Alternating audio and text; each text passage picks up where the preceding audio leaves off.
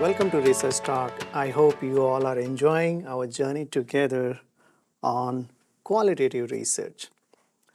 Today, I'm going to talk about another exciting method, very popular method of coding qualitative data, and this is called process coding. So, what is process coding? As the word itself tells you, the process. So this way of coding is focuses on the processes inherent in any social phenomenon that we investigate.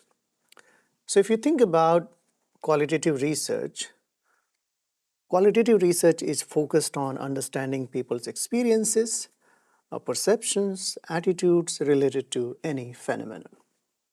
Now, people's experiences, when we interview them and try to understand people's perception, people share those experiences and share some of the concepts that they live through.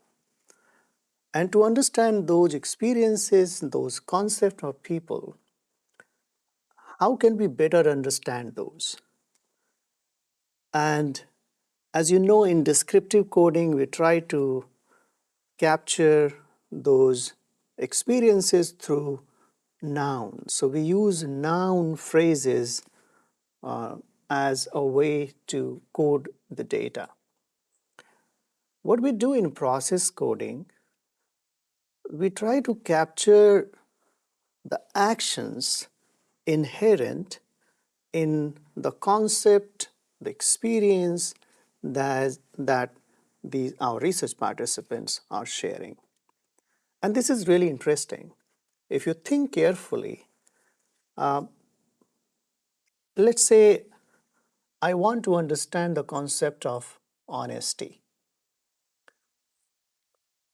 So people define honesty based on their experience, but a better way to understand people's experiences and how they conceptualize honesty is focusing on the actions that people are taking. And if we could focus coding on those actions, that will help us to understand how these people conceptualize honesty.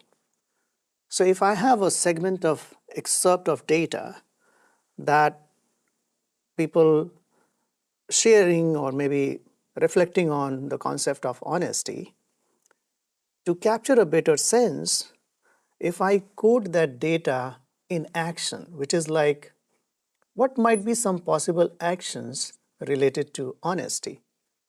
So one could be being truthful in day-to-day dealings. So a person being truthful in his or her day-to-day dealings, that will be, we can perceive it as honesty, right? Similarly, let's say if I'm exploring, if I'm interviewing people and try to understand the concept of compassion. Now, to understand this concept, what I need to focus on is the action piece of compassion. What might be the action part of compassion experience is being sensitive to others' suffering, being sensitive. So that will be our action if a person is being sensitive. Another action component of conceptualizing compassion would be helping others in alleviating suffering. So there are two components here, action. which is being sensitive to other suffering and being helpful, helping others to alleviate suffering. So you see what is happening here. We are focusing on the action piece of compassion, being sensitive, helping others. So this is what happens in process coding. We as social scientists, when we look at the data, we focus on actions, behaviors, and we code these actions and behaviors to understand people's experiences, how they conceptualize a social phenomenon, a social experience. So that what process coding is focused upon. And this method was developed by grounded theorist. So if you remember, in grounded theory, the focus of a grounded theory study is to understand a social process and the variables, the factors involved in any social process. And to understand those social processes, because these are actions, so the grounded theory suggests coding the data as process coding. So you focused on the actions, behaviors, and how you code that. You don't use noun. So let me remove some of the stuff here. It's getting crowded. So in process coding, what we do actually, we code not nouns, but we code actions. So we use verbs and gerunds to code our data. In fact, only gerunds. What is a gerund? You already know that in grammar, in English grammar, a gerund is an action verb where you have an ing form of the verb and it denotes actions. So in process coding, social scientists use actions coding and which is gerund. In some literature, process coding is also called as gerund coding. You remember in descriptive coding, we used noun. In process coding, we use gerund. And gerund is verb plus ing. So if I say, I like swimming, so swimming is a gerund here. So in summary, process coding is an approach of coding the data which focuses on actions, behaviors, and constructs codes which are gerund. So ing, verb plus ing, they becomes the code. So that's briefly about what a process coding is. And let me open my computer and show and demonstrate you how process coding looks like in practice. So you could see on my screen that this is a transcript from a study, and the study is about exploring undergraduate and graduate students' experiences with online learning during COVID-19. So this is the transcript, and let me create some margins on the right side for our coding. So I selected the transcript and then go to layout, then margins, and then I select custom margins, and then on the right side let me create 2.5 inch to margin. Let me increase a little bit, 2.8. So now you could see we have created margin on the right side for our coding. And now let me insert a coding box, a text box here. Let me select this one this time.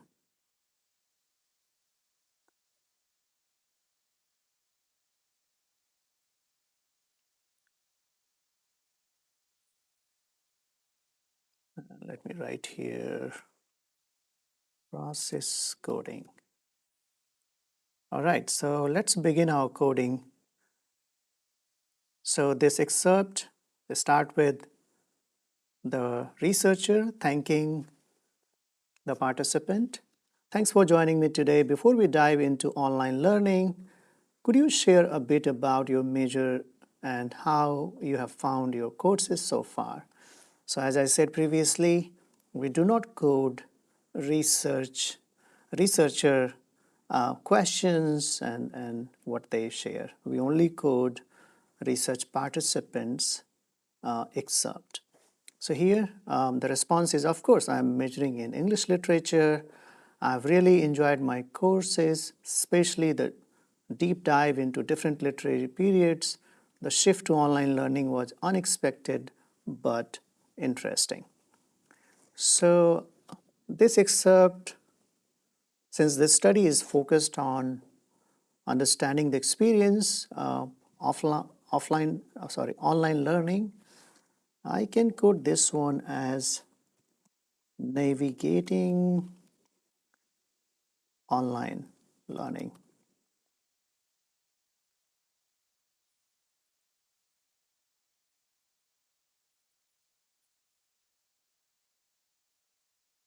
There's nothing much to talk about because he's only sharing about what he is studying, not about online navigation. So let's keep moving.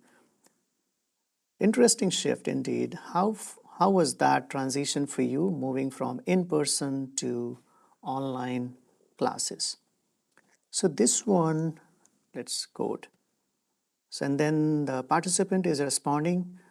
It was a bit of a roller coaster, honestly.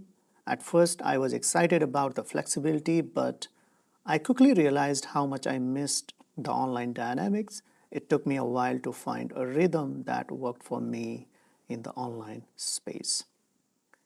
So let's code this one. So the one thing that kind of grabs my attention is flexibility. So let me code this one as being excited for flexibility. You see what I'm doing? That I'm using action verbs here, as I discussed previously, that in process coding, we use gerund to code, to generate codes. So being excited for flexibility. Uh, Another code we could create here is missing classroom dynamics.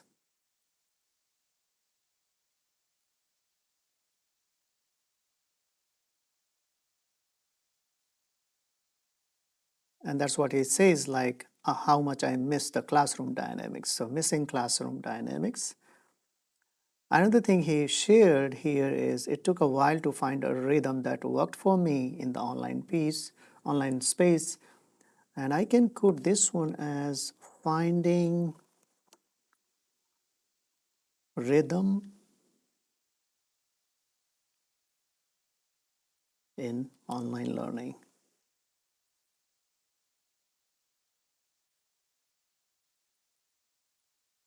So I have created three codes here in this excerpt: being excited for flexibility, missing classroom dynamics, finding rhythm in online learning. So you can see in process coding, we use verbs with ing, which I call it gerund.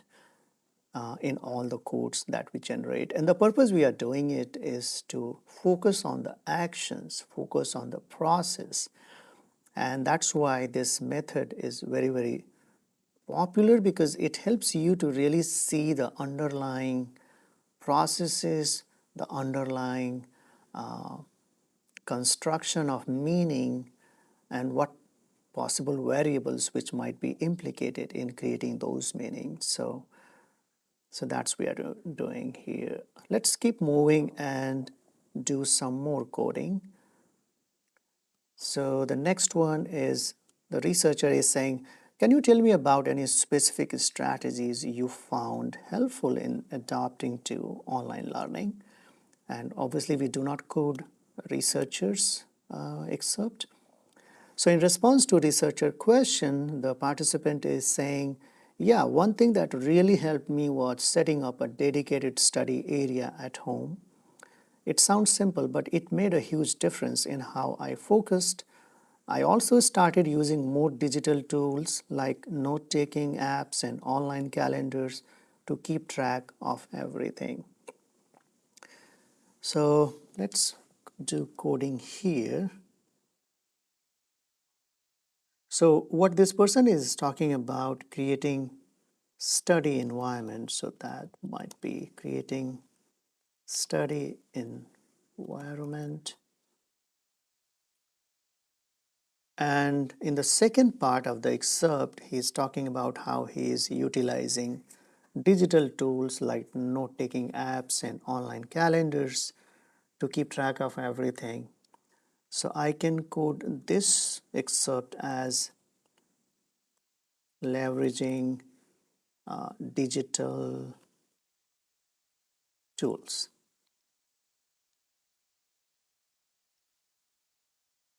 Okay, now let's move again. So now the researcher is responding. That sounds useful. Did you encounter any challenges during this adaptation? For sure, distractions at home were a big one, and honestly, sometimes feeling a bit isolated from peers and instructors. It's different not being able to just chat after class or ask a quick question. So, he's sharing about some of the challenges in this transition. So, the first things he's talking about distractions at home. So, let me, one code we could do is combating distractions. Uh, Another code could be feeling isolated, and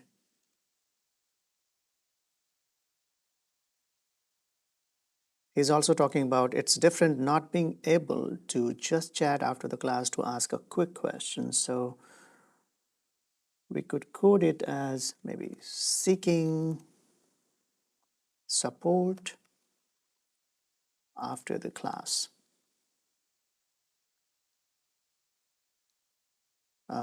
No, lacking support after class. So what you have noticed here in this, the what we are doing here is we are coding in a process using the process method, and in all my code you see gerund, verb with ing, showing the flow of the actions. And this is what we do in process coding. Let me take another excerpt, not another excerpt, let's continue with another example here. So let me first add a text box here.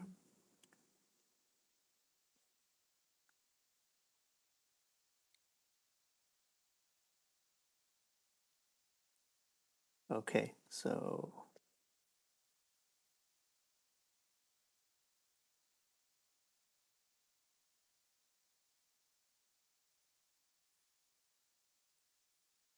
so the researcher is asking, how did you manage those feelings of isolation?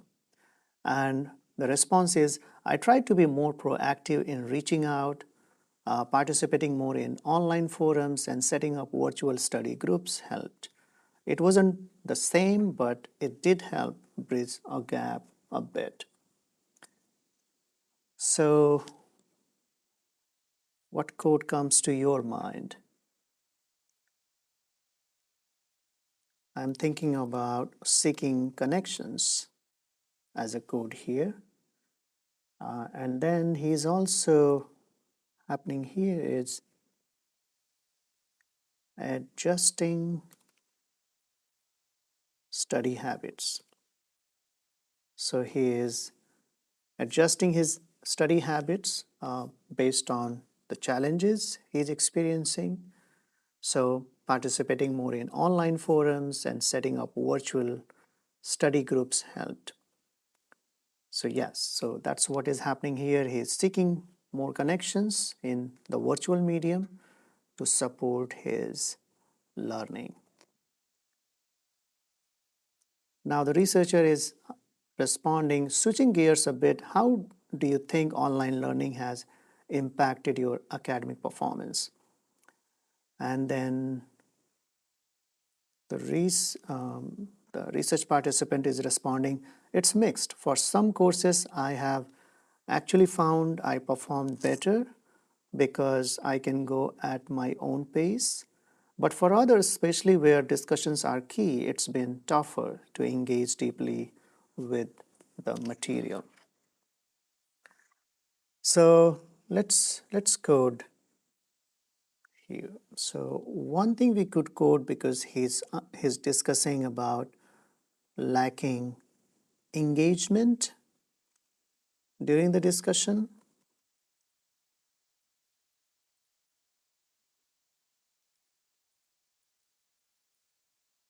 So what is happening, this is what he's talking about. Especially where discussions are key, it's been tougher to engage deeply with the material. So he's experiencing problem here. With some classes it is okay, but classes which requires more discussion, that's where the challenge is. So I coded here lacking engagement in discussion. So that's in briefly how process coding looks like. As I said previously, process coding focuses on using gerund as a code because it wants to highlight the social processes, the actions involved in the social phenomenon or the experience that the research participant is sharing. I hope it helped you to get a sense of how process coding looks like in qualitative data analysis. Thank you very much, and I will see you again in another video.